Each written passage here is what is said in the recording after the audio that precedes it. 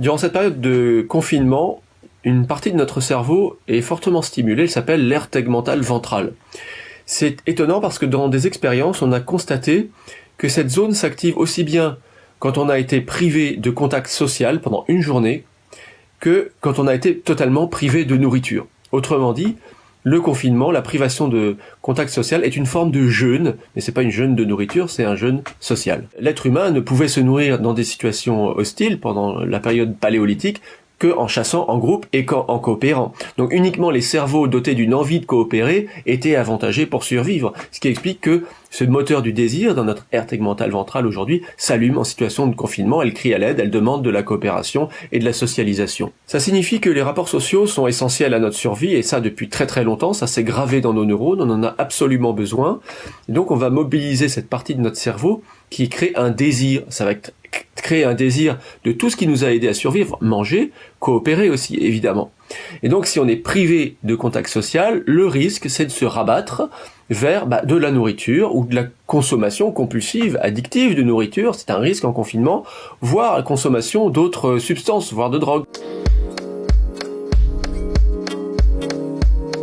Ceux qui ont la malchance d'être confinés seuls se plaignent justement de ne plus voir un visage réel, de ne plus entendre une voix réelle. Il y a quelque chose qui passe par la présence en chair et en os d'une personne qui n'est pas remplacée par le numérique, et il y a un aspect crucial de ce point de vue-là qui est le toucher, puisqu'on sait que la souffrance liée à la solitude est très bien compensé par un contact physique. Quelqu'un qui vous serre l'avant-bras, la main, qui passe une main sur votre épaule, qui vous serre dans ses bras.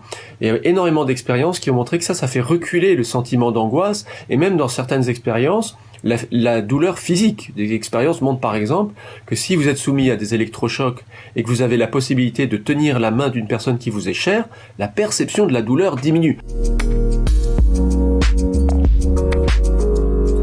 Dans cette situation de confinement, on ne peut pas satisfaire les désirs de base de notre cerveau, notamment au niveau de la socialisation. Mais aussi, on ne peut pas aller acheter tout ce qu'on veut dans le commerce comme on est habitué à le faire. On ne peut pas bouger librement, on ne peut pas voyager.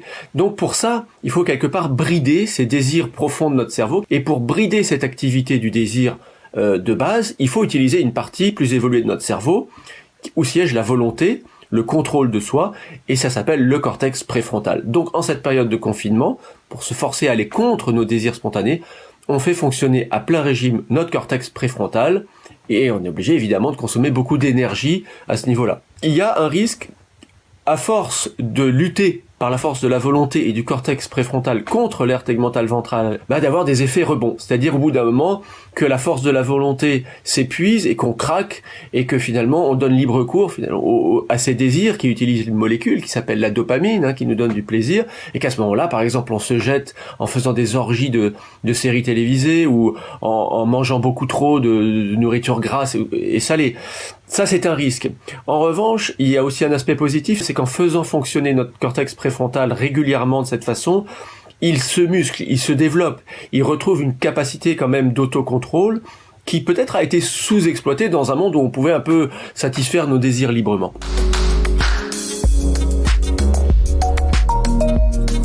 Un des aspects qui sont les plus difficiles à vivre aujourd'hui, c'est l'incertitude sur l'avenir, le fait de ne pas savoir combien de temps cette situation va durer, de ne pas savoir si l'épidémie sera surmontée, de ne pas savoir si nos proches seront touchés. L'incertitude est quelque chose de très difficilement gérable par le système nerveux humain. L'être humain est fait, et il est même câblé pour essayer de maîtriser son environnement.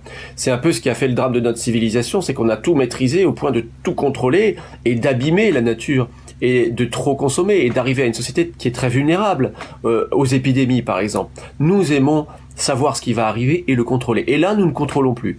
Nous avons une sorte de blessure, de faille à notre délire de toute puissance, et d'un seul coup, on se sent désarmé. Cette incertitude est difficile à gérer, nous ne sommes pas faits pour ça. L'incertitude libère des hormones du stress, elle crée une angoisse, elle crée parfois une angoisse existentielle, et face à ça, nous sommes équipés différemment, selon notre tempérament. Il y a des personnes qui tolèrent très bien l'incertitude, qui peuvent admettre de ne pas savoir de quoi demain sera fait, et ces personnes, alors, parfois sont dans un excès d'insouciance, on va les retrouver aussi dans les parcs, ou en train de nier le fait qu'on est face à une situation quand même très critique.